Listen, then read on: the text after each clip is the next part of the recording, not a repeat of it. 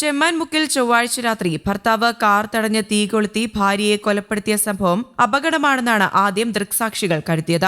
അപകടത്തെ തുടർന്ന് കാറുകൾ കത്തിയെന്ന് അവർ സംശയിച്ചു. 2 കാറുകൾ കൂട്ടിമുട്ടി തീപ്പൊരി ഉയർന്നതാണെന്നാണ് ആദ്യം കരുതിയത്. പിന്നീടാണ് കൊലപാതകമാണ് എന്ന് മനസ്സിലാകുന്നത്. ഒരു തീനാളം കണ്ടു. അരനിമിഷം കൊണ്ട് അത് അഗ്നിഗോളമായി മാറി. ഒരു കാറിന്റെ ഡ്രൈവിംഗ് സീറ്റിലിരുന്ന സ്ത്രീയുടെ ദേഹമാകെ തീ പടർന്നിരുന്നു.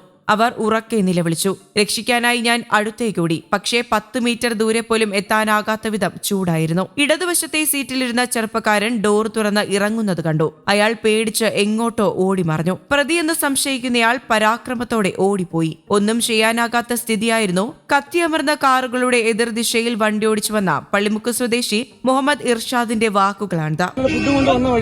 ഫുഡും കൊണ്ട് വന്നപ്പോഴത്തേക്ക് ഈ 2 വണ്ടി ഇവിടെ തീ പിടിക്കുന്നു. ഒരാളുടെ ദേഹത്ത് മൊത്തം തീയായിട്ട് ഇവിടെ ഇറങ്ങി ആ ബാക്കിലോട്ട് ഓടുന്നു. ഞാൻ പെട്ടെന്ന് അങ്ങോട്ട് തിരിഞ്ഞു പോകാൻ ഞാൻ അവിടെ വണ്ടി നിർത്തിയിട്ട് ഈ പുള്ളിക്കാരന്റെ ദേഹത്ത് എന്റെ ബാഗ് വെച്ച് അടിച്ചടിച്ചാണ് ഈ തീ അണച്ചത്. പിന്നീട് ആ പുള്ളിക്കാരനെ കണ്ടിട്ടില്ല. അപ്പോഴത്തേക്കും തിരിഞ്ഞു നോക്കിയപ്പോൾ ഇവിടുന്ന് ആ വണ്ടിയുടെ ഡോർ തുറന്ന് ഒരാൾ പുറത്തോട്ട് പോകുന്നു. ആ ആളുടെ ദേഹം മൊത്തം തീയായിരുന്നു. പിന്നീട് ആംബുലൻസ് ഞാനാണ് ഫയർഫോഴ്സിനെ വിളിച്ച് വരുത്തിയതല്ല. പക്ഷെ ആ ആളെ ഞാൻ അണച്ച ആളെ പിന്നെ കണ്ടിട്ടില്ല. എന്തുവാണെന്നുള്ളത് 2 പേരാണ് തീ പിടിച്ചത്. ഒരാൾ ഇറങ്ങി വണ്ടി പുറത്തിറങ്ങി ഓടി. അയാളെ തീ അണച്ചു വിട്ടു.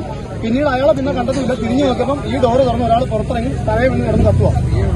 അതിനുശേഷമാണ് ഫയർഫോഴ്സിനെ വിളിച്ചത്. അവരിവിടെ വന്നത്. നമുക്ക് രക്ഷപ്പെടുത്താൻ പോലും പറ്റില്ലായിരുന്നു. ഇവിടെ ഈ ഡോറ് ഗേറ്റ് അടച്ചിട്ടിരിക്കുന്നു. ആൾക്കാരെല്ലാം പതക്കം പറയുന്നതിൽ ഒരു രക്ഷയില്ലായിരുന്നു അടയ്ക്കാനായിട്ടുണ്ട്. അതാണ് സംഭവിച്ചത്. അഗ്നിരക്ഷാസേന വന്ന തീ കെടുത്തിയപ്പോഴേക്കും യുവതി മരിച്ചിരുന്നു. 2 കാറുകളും പൂർണ്ണമായും കത്തിനശിച്ചു. അനിലയുടെ കാറിൽ പച്ചക്കറിയും പഴവുമെല്ലാം ഉണ്ടായിരുന്നു. പത്മരാജൻ ഓടിച്ചുവന്ന കാറിൽ പെട്രോൾ കൊണ്ടുവന്ന ബക്കറ്റ് കത്തിയമർന്ന നിലയിലാണ്. അടുത്തിടെയാണ് അനില നായേഴ്സ് ആശുപത്രിക്ക് സമീപം ബേക്കറി തുടങ്ങിയത്. ഇതിൽ കടപ്പാക്കട സ്വദേശിയായ യുവാവും പങ്കാളിയായിരുന്നു. തുടക്കം മുതലേ പത്മരാജൻ ഇതിനെ എതിർത്തു. ഇതിനിടെ യുവാവും പത്മരാജനും തമ്മിൽ വാക്കേറ്റമുണ്ടായി. കഴിഞ്ഞ ദിവസം കയ്യാങ്കളിയിലെത്തുകയും ചെയ്തിരുന്നു. ആദിച്ചനല്ലൂർ പഞ്ചായത്ത് അംഗം സാജൻ സംഭവത്തിൽ മധ്യസ്ഥത വഹിച്ചിരുന്നു. ഒടുവിൽ തന്റെ മൂലധനമായ 1.5 ലക്ഷം രൂപ നൽകിയാൽ പിരിഞ്ഞു പോകാമെന്ന് യുവാവ് പറഞ്ഞു. ഈ മാസം 10-ന് പണം നൽകാമെന്ന് പത്മരാജൻ സമ്മതിച്ചു.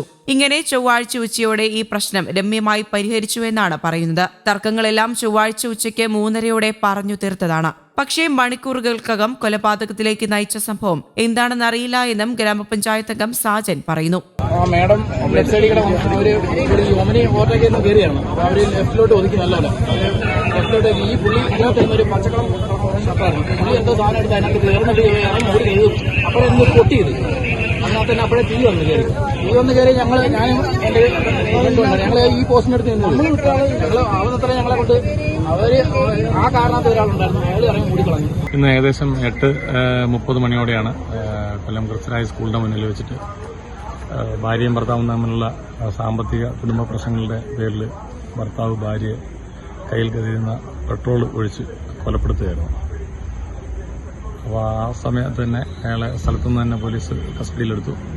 ഇപ്പോൾ മൃതദേഹം പാരിപ്പള്ളി മെഡിക്കൽ കോളേജിലേക്ക് മാറ്റിയിട്ടുണ്ട്. മൊഴിയെടുത്ത് കേസ് രജിസ്റ്റർ ചെയ്തുകൊണ്ടിരിക്കുകയാണ്. ബാക്കി നടപടികൾ നാളെ പൂർത്തിയാക്കി മൃതദേഹം ബന്ധുക്കൾക്ക് വിട്ടുകൊടുക്കും. News desk, Kerala Kaumudi.